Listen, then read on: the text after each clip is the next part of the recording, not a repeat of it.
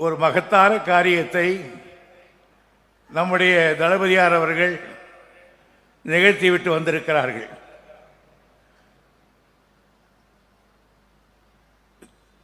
தியாக வேள்வி பூண்டவர்களாக கருதப்பட்ட 21 பேருக்கு மணிமண்டபம் கட்டி சிலை வைத்து அந்த சிலைகளுக்கெல்லாம் மாலையிட்டு அந்த சிலை வீட்டுக்காரர்களுக்கு வீட்டில் வரவேற்று நிதி வழங்கி அவர்களுக்கெல்லாம் பாராட்டை தெரிவித்து ஒரு கண்கவர் கட்டிடத்தையும் திறந்து வைத்துவிட்டு அண்ணன் ஏஜி அவர்கள் நினைவாக கட்டப்பட்டிருக்கிற மண்டபத்திலும் அந்த மண்டபத்திலே அவர் ஓங்கி நிற்கின்ற திருவுருவ சிலையும் திறந்து வைத்துவிட்டு இங்கே வந்து இருக்கிறார்கள். அண்ணன் ஏஜியை பற்றி இந்த மாவட்டத்தில் அதிகம் சொல்ல தேவையில்லை. தமிழ்நாட்டு அரசியல் வட்டாரத்தில் ஏஜி என்ற 2 எழுத்துக்கு தனி மரியாதை உண்டு. அரசியலில் கரைபடாத கரம், மாசற்ற மனம், எவரிடத்திலும் மரியாதை காட்டுகின்ற பண்பு, கழக கொள்கையில் பற்று, அண்ணாவிடத்தில் பக்தி, கலைஞரிடத்தில் நம்பிக்கை, கழகத் தோழரிடத்தில் தோழமை, மக்களிடத்திலே பாசம், எந்த பொறுப்பை கொடுத்தாலும் அப்பொறுப்பை செம்மையாக நடத்தி காட்டுகிற வல்லமை, இப்படி பல குணங்களை கொண்டவர்தான் அண்ணன் ஏ கோவிந்தசாமி அவர்கள். உழைப்பாளர் கட்சியிலே உதயமாகி அண்ணாவின் பரிசத்தால் கழகத்துக்கு கிடைத்திருக்கின்ற அற்புத மனிதர் அவர். அண்ணாவால் அதனால்தான் அன்று அண்ணா அவர்கள் மற்ற கழகத் தலைவர்களும் சிறையில் இருந்த பொழுது இயக்கத்தை நடத்துகிற பெரும் பொறுப்பை அண்ணா ஏஜி இடத்தில் நான் ஒப்படைத்தார். அவரிடம் நான் நெருங்கி பழகி இருக்கிறேன். அவர் எனக்கு ஒரு ஞானோபதேசத்தை செய்தார். ஒரு முறை கடலூரில் நான் ஒரு கூட்டம் பேசிவிட்டு அப்படி கிருஷ்ணமூர்த்தி வீட்டுக்கு சாப்பிட போனோம். வெளியில் சாப்பாடு கிருஷ்ணமூர்த்தி எப்பவும் வீட்டில் சாப்பாடு போட மாட்டார். அவர் எங்கேயாவது ஹோட்டலில் வாங்கி சொல்லியிருந்தார். அது வரையில் உட்கார்ந்து இருந்தோம்.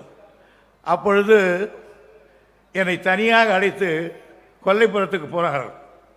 அப்போ சொன்னார் ஏஜி அவர்கள், துரைமுருகன், நீ நன்றாக பேசுகிறாய், வக்கீலுக்கு படித்திருக்கிறாய், கலைஞரிடத்திலே மிக நட்பாக இருக்கிறாய், மரியாதையோடு இருக்கிறாய்.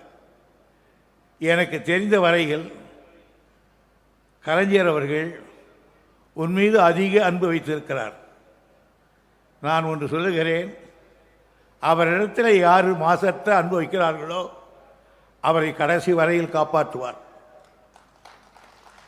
எனவே எந்த சலனத்துக்கு ஆட்படாமல் நான் சொல்லுகிறேன், இன்றைக்கு கடைசி வரையில் நீர் அந்த தலைவருக்கும் அந்த குடும்பத்துக்கும் கட்டுப்பட்டவனாக இருக்க வேண்டும் என்று எனக்கு ஒரு ஞானோபதேசம் செய்தார்.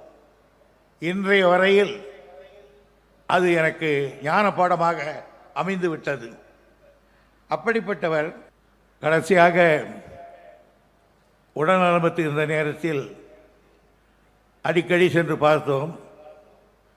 தலைவர் அவர்களோடு ஒரு நாள் கடைசியாக போகிற பொழுது அவர் இருக்கின்ற தருவாய், அப்பொழுது கலைஞரத்தை மெதுவாக சொன்னார், கலைஞர், நான் இனிமேல் பிழைக்க மாட்டேன். என் சமுதாயத்திற்கு நீங்கள்தான் காவலராக எனக்கு பிறகு அமைச்சரவையில் என் சமுதாயத்தை சார்ந்தவர்களை நியமிக்கும் போது ஒரு பேரை சொன்னார், அவனை மட்டும் நீ மந்திரி ஆக்கிடாதீங்க, பின்னாளில் அவன் உனக்கு கேடு விளைவிப்பான் என்று சொன்னார். ஏஜியினுடைய எல்லா பேச்சையும் கேட்டவர் கலைஞர். அது கேட்காமல் விட்டதால் பெருந்தொல்லையை அவன் கொடுத்தே விட்டான் தலைவருக்கு. ஆனாலும் அவற்றை எல்லாம் செய்து கொண்டார். ஏஜி அவர்கள் சமுதாயத்தை வைத்து பிழைக்க தெரியாதவர். பிறரை கெடுக்க தெரியாதவர். ஏழையாகவே பிறந்து ஏழையாகவே வாழ்ந்து ஏழை அமைச்சராகவே இறந்து போனவர். அதனால்தான் இன்றும் மொய்யூரில் விக்கிரவாண்டி பகுதிகளில் அவருக்குள்ள மரியாதையை நான் பார்த்திருக்கிறேன். இந்த முறையெல்லாம் சென்ற முறை விக்கிரவாண்டி தேர்தலுக்கு நான் பேச்சு கொண்டு வந்தேன். ஒரு ஊரில் நானும் ஜெகத்ராட்சிக்கும் பொன்முடியும் போனோம். அந்த ஊரில் கூட்டம் நடக்குது. ஒரு கலடாசம் நடந்து கொண்டது. இறங்கி என்னவென்று கேட்டேன். அந்த ஊரில் இருக்கிறவெல்லாம் ஒன்றாக சேர்ந்து கொண்டு சொன்னார்கள், இந்த ரோடு ஏஜி போட்டது, இந்த தண்ணி எங்கள் குடிக்கிறதுக்கு அவர் போட்டது, இந்த பள்ளிக்கூடம் அவர் கட்டினது, இந்த பார்க் அவர் வைத்தது, எல்லாம் செய்து கொடுத்தவர் எங்களுக்கு ஏஜி. அவர் படத்தை போடாமல் ஏன் நீங்கள் நோட்டீஸ் போட்டீங்கன்னு கேட்டார்.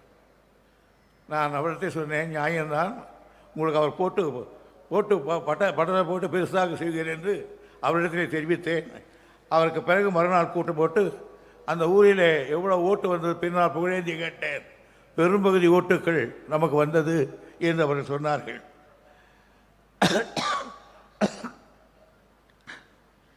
அந்த கலைஞர் சொன்னாரே, எனக்கு பின்னால் என் சமுதாயத்தை நீங்கள் தான் காப்பாற்ற வேண்டும் என்று அதை செய்திருக்கிறார் தலைவர் கலைஞர் அவர்கள். அவருக்கு இன்றைக்கு இவர்கள் வீரர்களாக மறைந்திருக்கிறவர்களுக்கெல்லாம் அரசு மரியாதை செலுத்த வேண்டும் என்று சொன்னவர் கலைஞர். அந்த குடும்பத்துக்கு 3 லட்சம் ரூபாயை கொடுத்தவர் அவர். அவர்களுக்கு பென்ஷன் கொடுத்தவர் அவர். அதற்கு எந்த பாயிண்ட்டுக்காக அவர்கள் சண்டை போட்டு மடிந்தார்களோ, சட்டநாதன் கமிஷன் போட்டு அந்த கலைஞர் அவர்கள் தான். அந்த எம்பிசியால் மாற்றப்பட்டதால் தான் இங்கே ஏஜியுடைய வீட்டிலேயே 2-3 பேர்கள் ஐஏஎஸ் ஆபீசர்களாக அமர்ந்து இருக்கிறார்கள். அந்த குடும்பத்துக்கு என்ன தேவையோ அதை கலைஞர் செய்தவர். அவருக்கு பிறகு அந்த அம்மையாரை எம்எல்ஏ வாக்கி காட்டினார். அதற்கு பிறகு தம்பி சம்பத்தி ஆக்கி காட்டினார். ஆனால் இன்றைக்கு எங்கே இருந்தாலும் ஏஜி மகன் தானே, அது மாற்ற முடியாது அல்லவா, எந்த கட்சிக்கு போனாலும். ஆகையினால் அந்த செய்து காட்டியிருக்கவர்.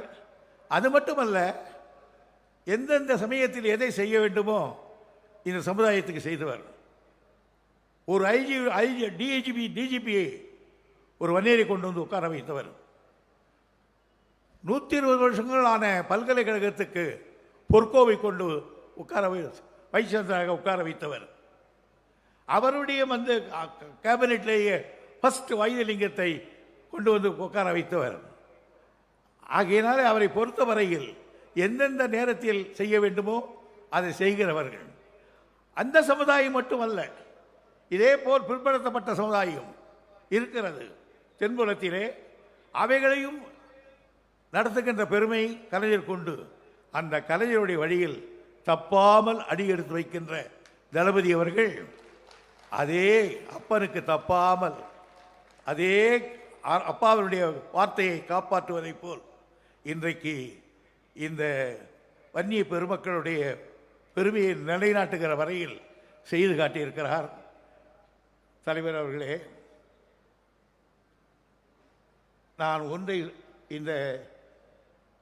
நான் அதிகமாக இந்த கூட்டங்களில் கலந்து கொண்டவன் அல்ல. ஆனால் ஒன்று சொல்லுகிறேன், நீங்கள் உங்கள் தந்தையும் நீங்களும் ஆற்றியிருக்கிற தொண்டுக்கு இந்த சமுதாயம் என்றைக்கும் சத்தியவானாக நியாயவானாக தரந்து கொள்ள வேண்டும். அது இல்லாவிட்டால் அவர் மனிதனாகவே இருக்க முடியாது. இதைவிட வேறு எவரும் செய்துவிட முடியாது. நீண்ட நேரம் நான் அவற்றையெல்லாம் சொல்லி பேசுவதற்கு நேரமில்லை. தலைவர் அவர்கள் நீண்ட நேரம் உரையாற்ற வேண்டும் என்று கூறி வாய்ப்புக்கு நன்றி தெரிவித்து அனைவருக்கும் விடைபெறுகிறேன். நன்றி, வணக்கம்.